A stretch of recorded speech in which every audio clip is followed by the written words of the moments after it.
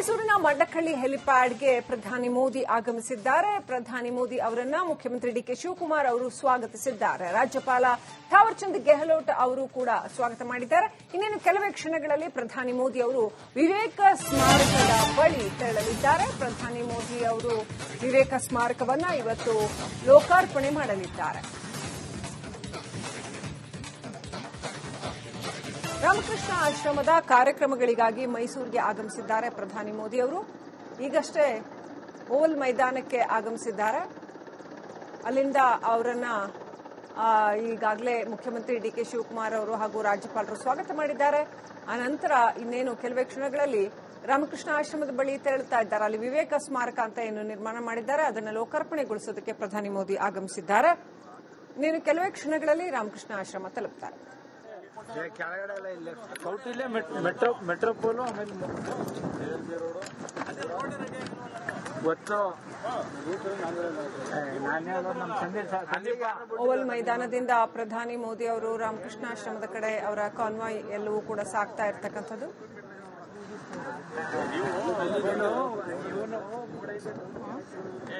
ಇನ್ನೇನು ಕೆಲವೇ ಕ್ಷಣಗಳಲ್ಲಿ ರಾಮಕೃಷ್ಣ ಆಶ್ರಮ ತಲುಪಲಿದ್ದಾರೆ ಪ್ರಧಾನಿ ಮೋದಿ. ವಿವೇಕ ಸ್ಮಾರಕವನ್ನ ಲೋಕಾರ್ಪಣೆಗೊಳಿಸೋದಕ್ಕೋಸ್ಕರ ಮೈಸೂರಿಗೆ ಆಗಮಿಸಿದ್ದಾರೆ ಪ್ರಧಾನಿ ಮೋದಿ. ಬಹಳ ವಿಶೇಷವಾಗಿರ್ತಕ್ಕಂತಹ ಸ್ಮಾರಕ ಇದು. ಅರುಣ್ ಯೋಗಿರಾಜ್ ನಿರ್ಮಿಸಿರುವಂತಹ ಒಂದು ಪುಟ್ಟ ವಿವೇಕಾನಂದರ ಪ್ರತಿಮೆಯನ್ನ ಕೂಡ ಪ್ರಧಾನಿ ಅವರಿಗೆ ಇವತ್ತು ಪ್ರದಾನ ಮಾಡಲಾಗುತ್ತೆ.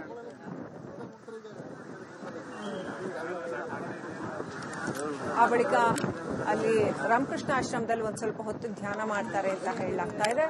ಆನಂತರ ವೇದಿಕೆ ಕಾರ್ಯಕ್ರಮಗಳಿದ್ದಾವೆ. ಆ ವೇದಿಕೆ ಕಾರ್ಯಕ್ರಮದಲ್ಲಿ ಕೂಡ ಪ್ರಧಾನಿಗಳು ಭಾಗಿಯಾಗ್ತಾರೆ. ಸಾಯಂಕಾಲ 5 ಗಂಟೆಯವರೆಗೂ ಕೂಡ ವೇದಿಕೆ ಕಾರ್ಯಕ್ರಮಗಳಿದೆ ಅಂತ ಹೇಳಲಾಗ್ತಾ ಇದೆ.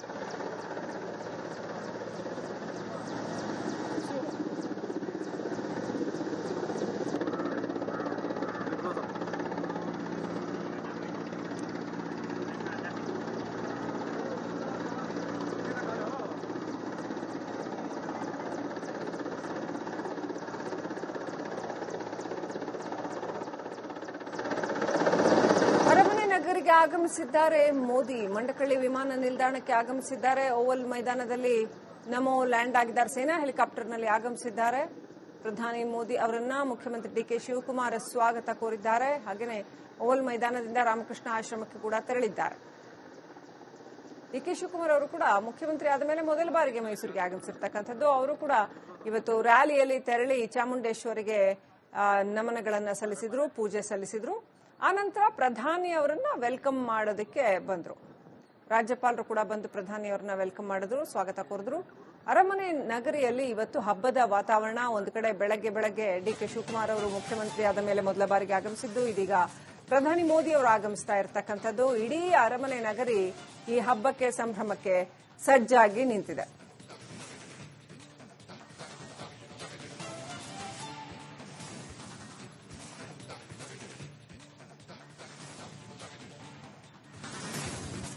ಇವತ್ತು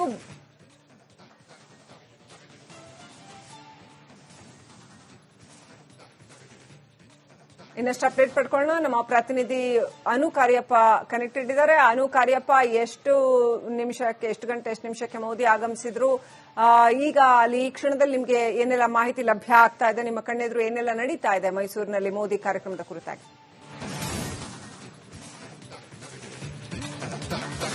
ಶ್ರೀಲಕ್ಷ್ಮಿ, ಇವತ್ತು ಮೋದಿ ಅವರು ನಿಗದಿತ ವೇಳೆಗೆ ಅವರು ಮಂಡಕಳ್ಳಿ ವಿಮಾನ ನಿಲ್ದಾಣಕ್ಕೆ ಬಂದರು. ಅಲ್ಲಿಂದ ಹೆಲಿಕಾಪ್ಟರ್ ಮೂಲಕ ಮೈಸೂರು ಯೂನಿವರ್ಸಿಟಿ ಓವೆಲ್ ಮೈದಾನ ಏನಿದೆ ಅಲ್ಲಿಗೆ ಹೆಲಿಕಾಪ್ಟರ್ ಮೂಲಕ ಬಂದಿರುವಂತದ್ದು. ಈಗ ತಾನೇ ಬಂದು ಇಳಿದು ಅಲ್ಲಿ ಸಿಎಂ ಇದ್ರು ಮತ್ತೆ ಗವರ್ನರ್ ಇದ್ರು, ಅವರು ಸ್ವಾಗತ ಮಾಡಿದ್ದಾರೆ. ಮತ್ತೆ ಅವರು ಇಲ್ಲಿಂದ ಹೊರಟಿರುವಂತದ್ದು. ಈಗ ಸೀದಾ ಹೋಗುವಂತದ್ದು ಅವರು ವಿವೇಕಾನಂದರ ಸ್ಮಾರಕ ಉದ್ಘಾಟನೆ ಇದೆ, ಅಲ್ಲಿಗೆ ಹೋಗ್ತಾರೆ. ಅಲ್ಲಿ ಹೋದ ನಂತರ ಧ್ಯಾನ ಕೂರ್ತಾರೆ. ಧ್ಯಾನ ಆದ್ಮೇಲೆ ಅವರು ವೇದಿಕೆ ಕಾರ್ಯಕ್ರಮದಲ್ಲಿ ಪಾಲ್ಗೊಳ್ಳುವಂತದ್ದು. ಈಗ ಸದ್ಯಕ್ಕೆ ಏರ್ಪೋರ್ಟ್ಗೆ ಬಂದು ಇಳಿದು ಅಲ್ಲಿಂದ ಈಗಷ್ಟೇ ಅವರು ಹೋಗಿರುವಂತದ್ದು. ಕೆಲವೇ ಕ್ಷಣಗಳಲ್ಲಿ ಪಾಸ್ ಆಗಿದ್ದಾರೆ ರಸ್ತೆ ಮೂಲಕ.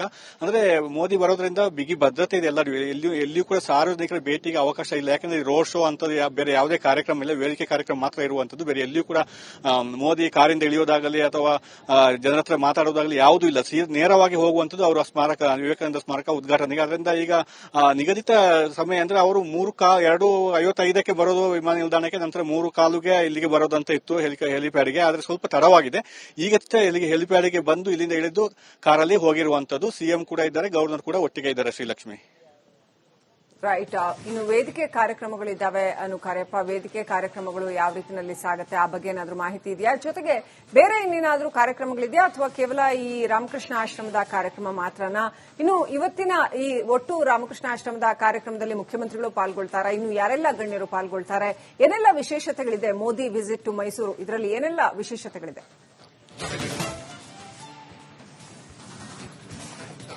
ಶ್ರೀಲಕ್ಷ್ಮಿ, ಅವರು ಮೋದಿಯವರು ಬಂದಿರುವಂತದ್ದೇ ಈ ಒಂದು ಸ್ಮಾರಕ ಉದ್ಘಾಟನೆಗೆ ಅಂತ, ವಿವೇಕಾನಂದರ ಸ್ಮಾರಕ ಉದ್ಘಾಟನೆಗೆ ಅಂತ ಹೇಳುವಂತ ಆ ಕಾರ್ಯಕ್ರಮ. ಈಗ ಆಶ್ರಮದ ಕಾರ್ಯಕ್ರಮ ಮತ್ತೆ ಸ್ಮಾರಕ ಉದ್ಘಾಟನೆ ಬಿಟ್ಟು ಬೇರೆ ಯಾವುದಿಲ್ಲ. ಅಂದ್ರೆ ಧ್ಯಾನ ಮಾಡ್ಲಿಕ್ಕೆ ಒಂದು 5 ನಿಮಿಷ ಅಂತ ಇದೆ. ಇದು ಸ್ಮಾರಕ ಉದ್ಘಾಟನೆ ಆದ ನಂತರ ಧ್ಯಾನ ಅಂತ ಇರುತ್ತೆ. ನಂತರ ವೇದಿಕೆ ಕಾರ್ಯಕ್ರಮ ಆದ ತಕ್ಷಣ ಅವರು 5:15ಕ್ಕೆ ಹೆಲಿಪ್ಯಾಡ್ಗೆ ಬಂದು ಮತ್ತೆ ಹೊರಡೋದು ಅಂತ ಹೇಳುವಂತದ್ದು ವೇಳಾಪಟ್ಟಿಯಲ್ಲಿ ಇರುವಂತದ್ದು. ಅದೇ ರೀತಿ ಈಗ ನಡೀತಾ ಇದೆ. ಜೊತೆಗೆ ಅಲ್ಲಿ ಸಿಎಂ ಮತ್ತೆ ಗವರ್ನರ್ ಕೂಡ ಒಟ್ಟಿಗೆ, ಮೋದಿ ಒಟ್ಟಿಗೆ ಹೋಗಿದ್ದಾರೆ. ಅವರು ಅಲ್ಲಿ ಕಾರ್ಯಕ್ರಮ ಪಾಲ್ಗೊಳ್ತಾರಾ ಇಲ್ವಾ ಅಂತ ಹೇಳಿ ಹೇಳುವಂಥದ್ದು ನಮಗೆ ಗೊತ್ತಿಲ್ಲ. ನಾವು ಈಗ ಹೆಲಿಪ್ಯಾಡ್ ಅಲ್ಲಿ ಇದ್ದೀವಿ, ಅವರೀಗ ಅಲ್ಲಿಗೆ ಹೋಗಿರುವಂತದ್ದು. ಅಲ್ಲಿ ಕೂಡ ಸಾಕಷ್ಟು ಸಾರ್ವಜನಿಕರು ಸೇರಿದ್ದಾರೆ. ಮೋದಿ ಬರ್ತಾರೆ ಅಂತ ಹೇಳುವಂತದ್ದು ವೇದಿಕೆ ಕಾರ್ಯಕ್ರಮ ಇರೋದ್ರಿಂದ ಅದನ್ನು ಹೊರತುಪಡಿಸಿ ಅವ್ರು ಬೇರೆ ಯಾವುದೇ ಕಾರ್ಯಕ್ರಮ ಇಲ್ಲ. ಅದು ಮುಗಿಸಿದ ತಕ್ಷಣ ಅವರು ಹೆಲಿಪ್ಯಾಡ್ಗೆ ಬಂದು ಇಲ್ಲಿಂದ 5:15 ಗಂಟೆಗೆ ಹೊರಡ್ತಾರೆ. ಶ್ರೀಲಕ್ಷ್ಮಿ. ಕರಿಯಪ್ಪ, ಇನ್ನು ಮೈಸೂರು ಅಂದ್ರೆ ಕೇಳ್ಬೇಕಾ? ಮೊದಲೇ ಸಾಂಸ್ಕೃತಿಕ ನಗರಿ, ಜನ ಈ ತರದ ಎಲ್ಲಾ ಕಾರ್ಯಕ್ರಮಗಳನ್ನ ಬಹಳ ಎಂಜಾಯ್ ಮಾಡ್ತಾರೆ. ಜನ ಎಷ್ಟರ ಮಟ್ಟಿಗೆ ಎಕ್ಸೈಟೆಡ್ ಆಗಿದ್ದಾರೆ ಮೈಸೂರಿನಲ್ಲಿ? ಇವತ್ತು ಬೆಳಗ್ಗೆ ಬೇರೆ ಡಿ.ಕೆ. ಶಿವಕುಮಾರ್ ಅವರು ಕೂಡ ಸಿಎಂ ಆದ್ಮೇಲೆ ಫಸ್ಟ್ ಟೈಮ್ ಬಂದಿರೋದು. ಸೊ ಇಡೀ ಮೈಸೂರು ಯಾವ ರೀತಿನಲ್ಲಿ ಇದೆ? ಈ ಕಾರ್ಯಕ್ರಮಗಳನ್ನ ಯಾವ ರೀತಿನಲ್ಲಿ ಎಂಜಾಯ್ ಮಾಡ್ತಾ ಇದ್ದಾರೆ ಮೈಸೂರಿಗರು?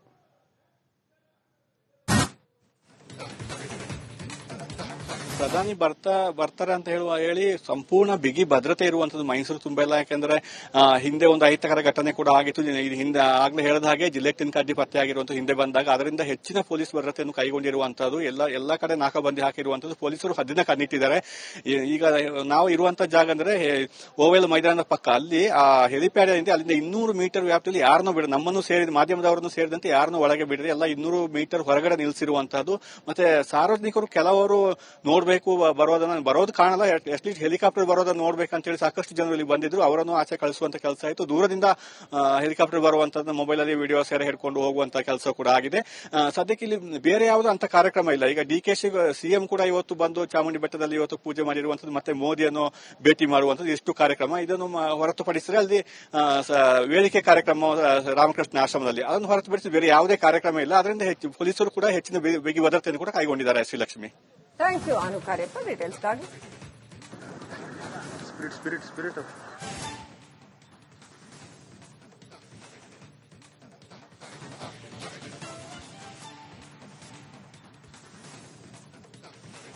ಮೋದಿ ಇವತ್ತು ರಾಮಕೃಷ್ಣಾಶ್ರಮದ ಕಾರ್ಯಕ್ರಮವೊಂದಕ್ಕಾಗಿ ಮೈಸೂರಿಗೆ ಆಗಮಿಸಿದ್ದಾರೆ. ವಿವೇಕ ಸ್ಮಾರಕವನ್ನ ಲೋಕಾರ್ಪಣೆಗೊಳಿಸುವುದಕ್ಕೆ ಮೈಸೂರಿಗೆ ಆಗಮಿಸಿದ್ದಾರೆ.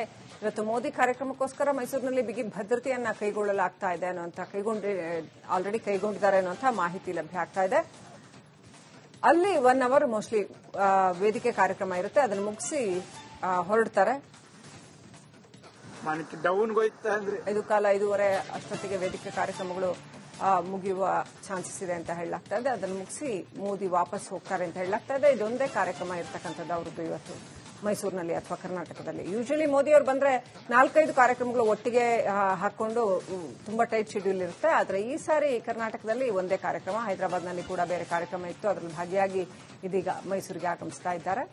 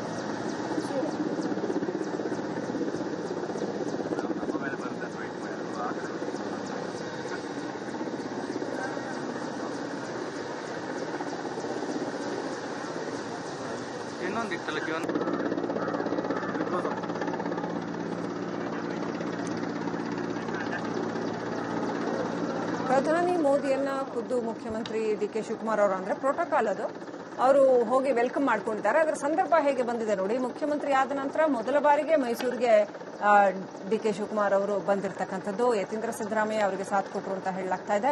ಮೈಸೂರಿಗೆ ಬಂದು ಅಲ್ಲಿ ಮೆರವಣಿಗೆಯಲ್ಲಿ ಚಾಮುಂಡೇಶ್ವರಿ ದೇವಸ್ಥಾನದವರೆಗೂ ಹೋಗಿ ಅಲ್ಲಿ ಪೂಜೆ ಸಲ್ಲಿಸಿ ಆನಂತರ ಈಗ ಮಧ್ಯಾಹ್ನ ಪ್ರಧಾನಿ ಮೋದಿ ಅವರನ್ನ ವೆಲ್ಕಮ್ ಮಾಡ್ಕೊಳ್ಳೋದಕ್ಕೆ ಬಂದಿದ್ದಾರೆ ಡಿ.ಕೆ. ಶಿವಕುಮಾರ್ ಅವರು. ಹಾಗೆಯೇ ರಾಜ್ಯಪಾಲ ಥಾವರ್ಚಂದ್ ಗೆಹ್ಲೋಟ್ ಅವರು ಕೂಡ ಬಂದು ವೆಲ್ಕಮ್ ಮಾಡಿದ್ದಾರೆ.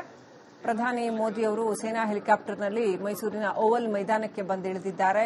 ಈಗ ರಾಮಕೃಷ್ಣ ಆಶ್ರಮ ತೆರಳುತ್ತಾ ಇದ್ದಾರೆ. ಕೆಲವೇ ಕ್ಷಣಗಳಲ್ಲಿ ರಾಮಕೃಷ್ಣ ಆಶ್ರಮ ತಲುಪಲಿದ್ದಾರೆ ಮೋದಿ. ಅಲ್ಲಿ ವಿವೇಕ ಸ್ಮಾರಕವನ್ನು ಲೋಕಾರ್ಪಣೆಗೊಳಿಸುವಂತಹ ಕಾರ್ಯಕ್ರಮ ಇದೆ. ಆ ಕಾರ್ಯಕ್ರಮದಲ್ಲಿ ಮೋದಿ ಭಾಗಿಯಾಗ್ತಾರೆ. ಒಂದು ಸ್ವಲ್ಪ ಹೊತ್ತು ರಾಮಕೃಷ್ಣ ಆಶ್ರಮದ ಆವರಣದಲ್ಲಿ ಓಡಾಡಿ ಅನಂತರ ಅಲ್ಲಿ ಸ್ವಲ್ಪ ಧ್ಯಾನ ಮಾಡಿ ಅನಂತರ ವೇದಿಕೆ ಕಾರ್ಯಕ್ರಮಗಳಲ್ಲಿ ಭಾಗಿಯಾಗ್ತಾರೆ ಅಂತ ಹೇಳಲಾಗ್ತಾ ಇದೆ. ಕರ್ನಾಟಕದಲ್ಲಿ ಇವತ್ತು ಇದೊಂದೇ ಕಾರ್ಯಕ್ರಮ ಇರತಕ್ಕಂಥದ್ದು ಮೋದಿ ಅವರದ್ದು.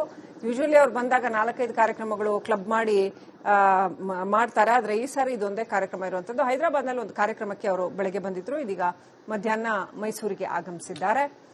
ಇನ್ನೇನು ಕೆಲವೇ ಕ್ಷಣಗಳಲ್ಲಿ ಮೈಸೂರಿನ ರಾಮಕೃಷ್ಣ ಆಶ್ರಮದ ವೇದಿಕೆ ಕಾರ್ಯಕ್ರಮಗಳು ಕೂಡ ಆರಂಭ ಆಗುತ್ತೆ. ವಿವೇಕ ಸ್ಮಾರಕವನ್ನು ಲೋಕಾರ್ಪಣೆಗೊಳಿಸಿ ಅನಂತರ ವೇದಿಕೆ ಕಾರ್ಯಕ್ರಮ ಮುಗಿಸಿ ಇಮಿಡಿಯೇಟ್ ಆಗಿ ವಾಪಸ್ ತೆರಳುತ್ತಾರೆ ಅಂತ ಹೇಳಲಾಗ್ತಾ ಇದೆ.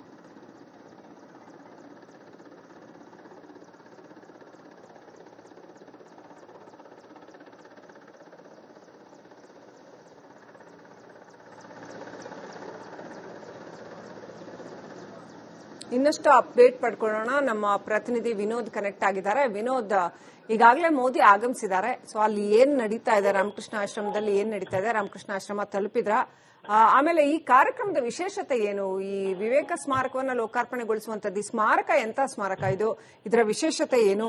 ಪ್ರಧಾನಿಯವರೇ ಬಂದು ಲೋಕಾರ್ಪಣೆಗೊಳಿಸುವಂತಹ ವಿಶೇಷತೆಗಳು ಏನೆಲ್ಲ ಇವೆ, ಇದರಲ್ಲಿ ಮಾಹಿತಿ ಕೊಡ್ತಾ ಹೋಗೋದಾದ್ರೆ. ಶ್ರೀಲಕ್ಷ್ಮಿ, ಈಗಾಗಲೇ ಏನು ವಿಶೇಷ ವಾಯುಸೇನೆ ಹೆಲಿಕಾಪ್ಟರ್ನಲ್ಲಿ ಮೈಸೂರು ವಿಮಾನ ನಿಲ್ದಾಣದಿಂದ ಓವಲ್ ಮೈದಾನಕ್ಕೆ ಬಂದಿಳಿದಂತಹ ನರೇಂದ್ರ ಮೋದಿ ಅವರು ಅವರನ್ನ ಈಗಾಗಲೇ ಏನು ಸಿಎಂ ಡಿ.ಕೆ. ಶಿವಕುಮಾರ್ ಸೇರಿದಂತೆ ತಾವರ್ಚಂದ್ ಗೆಹ್ಲೋಟ್ ಇರ್ಬೋದು, ಎಲ್ಲರೂ ಕೂಡ ಅವರನ್ನ ಬರ್ಮಾಡ್ಕೊಂಡಿದ್ದಾರೆ.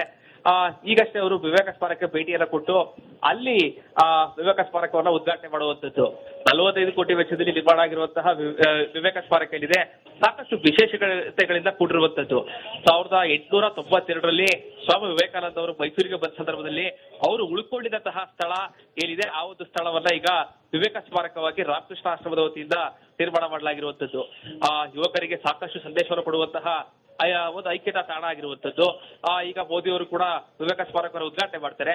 ಅದಾದ ಬಳಿಕ ಅಲ್ಲಿರುವಂತಹ ಶಿವರ ದೇವಸ್ಥಾನದಲ್ಲಿ ಶಿವರಿಗೆ ಒಂದು ಪೂಜೆಯನ್ನು ಕೂಡ ಸಲ್ಲಿಸ್ತಾರೆ. ಅದಾದ ಬಳಿಕ ಸ್ವಾಮಿ ವಿವೇಕಾನಂದರು ಉಳ್ಕೊಂಡಿದ್ದಂತಹ ಏನೊಂದು ಕೋಣೆಗಳಿದೆ ಅಲ್ಲಿ ಅವರು ಒಂದು ಫೋಟೋಗಳಿರುವಂತಹ ಸ್ಥಳಕ್ಕೆ ಭೇಟಿಯನ್ನು ಕೊಟ್ಟು ವೀಕ್ಷಣೆ ಮಾಡಲಿದ್ದಾರೆ.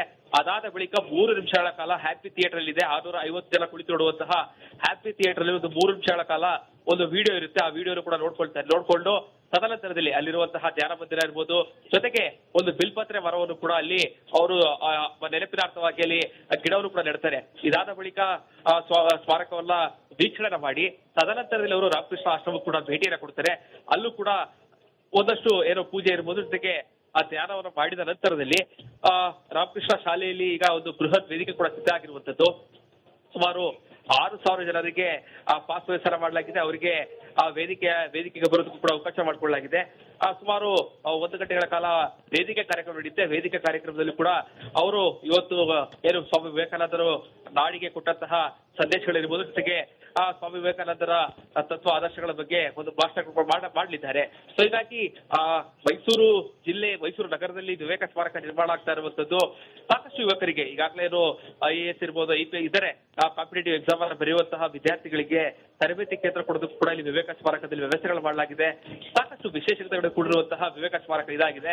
ಸೊ ಹೀಗಾಗಿ ವಿವೇಕ ಸ್ಮಾರಕ ಉದ್ಘಾಟನೆ ಆಗ್ತಾ ಇರುವಂತದ್ದು ಮೈಸೂರಿನ ಜನರ ಪಾಲಿಗೆ ಸಾಕಷ್ಟು ಒಂದಷ್ಟು ಉತ್ಸಾಹಕತೆ, ಜೊತೆಗೆ ಒಂದಷ್ಟು ಜನರಿಗೆ, ಯುವಕರಿಗೆ ಸಾಕಷ್ಟು ಉಪಯೋಗ ಆಗುವಂತಹ ಸ್ಥಳ ಆಗಿದೆ. ಸೊ ಹೀಗಾಗಿ ಖುದ್ದು ನರೇಂದ್ರ ಮೋದಿ ಅವರೇ ಬಂದು ಈ ಒಂದು ವಿವೇಕ ಸ್ಮಾರಕವನ್ನ ಉದ್ಘಾಟನೆ ಮಾಡ್ತಾ ಇರುವಂತದ್ದು. ಈಗಾಗಲೇ ಉದ್ಘಾಟನೆ ಆಗಿದೆ, ಜೊತೆಗೆ ಅಲ್ಲಿರುವಂತಹ ಸ್ಥಳವನ್ನ ಈಗ ವೀಕ್ಷಣೆಯನ್ನ ಮಾಡ್ತಾ ಇರುವಂತದ್ದು. ಶ್ರೀಲಕ್ಷ್ಮಿ.